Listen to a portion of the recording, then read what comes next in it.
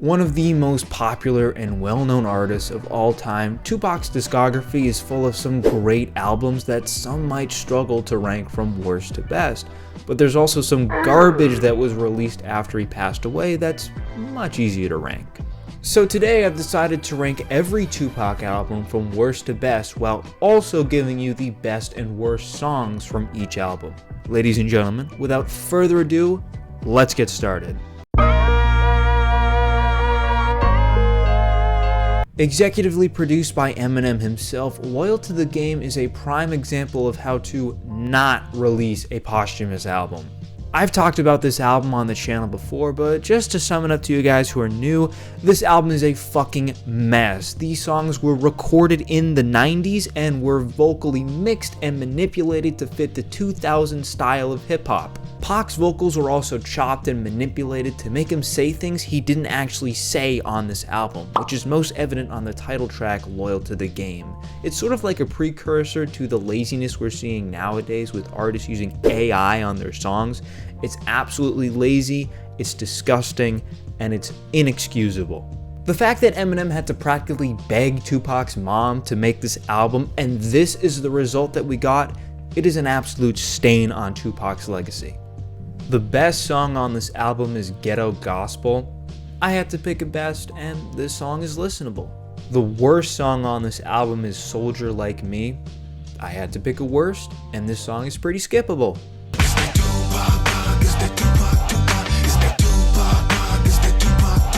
This was the last of the garbage albums that were released to the public by the Tupac estate. Pac's life was released 10 years after his death, and it sounds like it. The best song on this album is Untouchable. Honestly, this is one of the few songs I can actually get behind. The remix is actually the best part of the song, and it's not outstanding or anything, but in terms of the posthumous releases we got from the Tupac estate, this song is actually pretty good. The worst song on this album is Pac's Life. The title track for this album is absolute ass. That's really all I have to say. There's nothing more. So this is the part of the recording where I realized I turned my shades all the way up for the video, so it made me look like I was a mime. I'd like to formally apologize. We turned the curtains down. No, I was not bit by a vampire, so have fun with the rest of the video.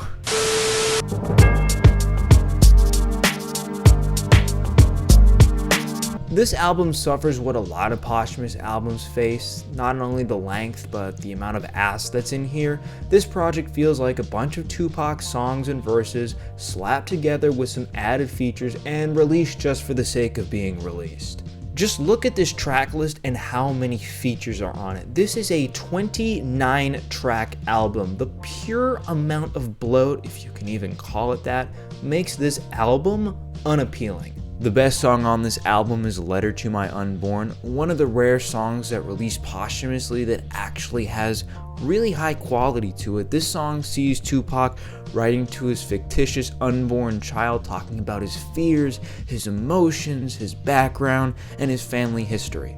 Shakur finishes off the song by asking God to take care of his unborn child, as this is one of many songs where Shakur predicts his own death and seems to indicate that he'll be dead before he gets to witness the joy of having a child. It's an emotional and powerful song that reflects many of the other tracks Pac has where he seems to believe he won't live a long life. Nas actually wrote about this on his song We Will Survive, as he was one of the only rappers at the time who actually noticed this phenomenon, and he asked Pac on the track how he predicted his own death.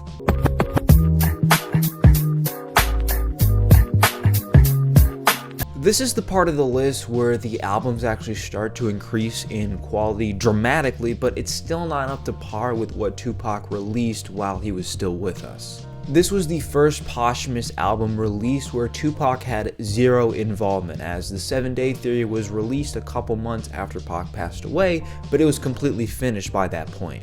This album is definitely a step down in quality, but it still has some salvageable moments, which is why it's number 7 on this list. The best song on this album is Do For Love. With great production and amazing storytelling, Do For Love sees Pac talking to an ex-girlfriend about their relationship and how he was trapped by their love for such a long time. The girl faked a pregnancy to keep Pac around, and eventually the two split ways because she doubted Pac's love. And that doubt is what's keeping the two from getting back together. A great example of Pac's ability to tell stories at a very high level. The worst song on this album is When I Get Free. The vocal and sample choices on this song are questionable at best, and it just sucks, so that's why it's here. You know the drill.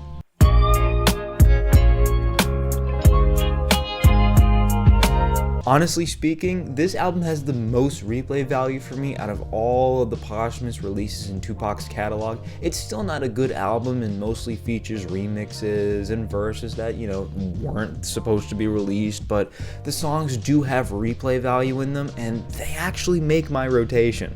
The best song on this album is Thug's Mansion. A powerful song, and if you're not new to the channel, you guys know I've covered this song more than once on this channel, so I'll keep it a little bit brief, but Thug's Mansion sees Tupac writing to his mother from heaven. On this track, Pac describes his version of a ghetto heaven and gives examples of what he's up to in the afterlife. Pac also writes about the struggles of police and gang violence in the song's intro. Another song where Pac predicts his own death, Thug's Mansion is an emotional but powerful listen. The worst song on this album is Catchin' Feelings. I mean, it's just kind of there, you know the drill with these posthumous album releases. Some of these songs they're not good, they're there to be there, and that's just how this song feels. It's just not good.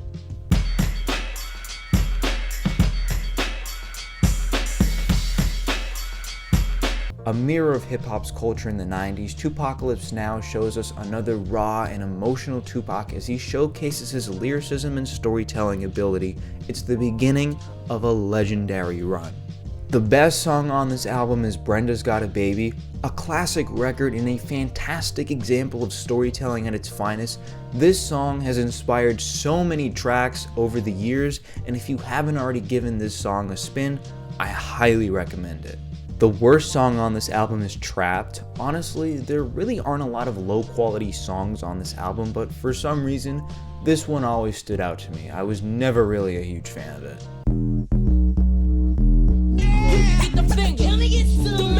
This project has some bangers on it, and honestly, I don't really see this project get talked about enough, or really at all. The best song on this album is Point the Finger. Kind of a cool beat, and Shakur's fast and infectious flow is really cool to keep up with as the song progresses. The worst song on this album is Flex. Never really stood out to me at all, just meh.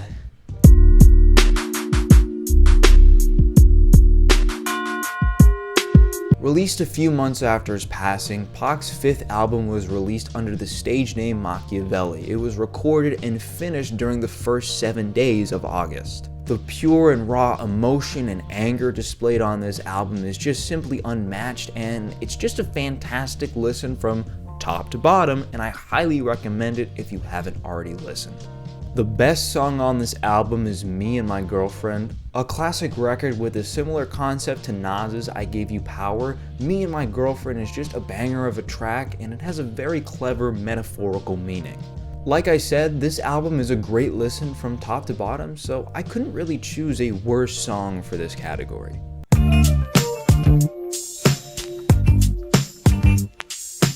Although a little bit bloated, All Eyez On Me is a fantastic and classic project that saw Tupac reach his commercial peak. So many classic songs here to pick from. It's an emotional and thought-provoking project, and it's an album that will most likely be talked about 100 years from now after we're all long gone. The best song on this album is How Do You Want It? I just have such a nostalgic feeling for this song. That beat along with that catchy hook, it just gets me in a great mood, and I don't get why, but I just love this song. The worst song on this album is What's Your Phone Number? It's just one of those songs where there's just way too much going on all at once, and in terms of an album that's over 2 hours long, it sticks out like a sore thumb.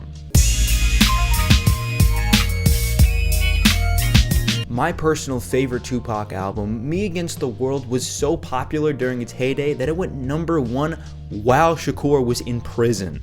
Like most of his albums, this tracklist sees some powerful and emotional songs. Me Against the World is just a great listen from top to bottom, with nearly every track, well, almost every track, we'll get into that in a bit, but almost every track containing high quality.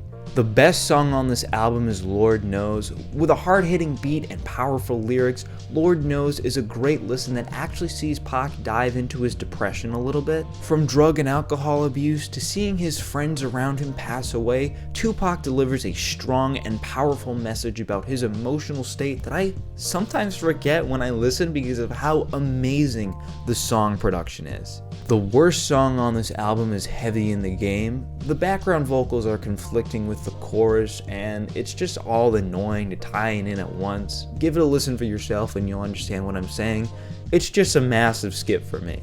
If you managed to stick around this far in the video, I just want to say thank you. Your support means a lot, and if you want to follow me on Twitter, I'm pretty active on there. The link to that's in the description, and leave your rankings in the comments down below. I usually try as best as I can to reply to every single comment, well, serious comment, that I see. So leave your rankings in the comments and I'll be sure to look at them. And as always, I'll see you on the flip side.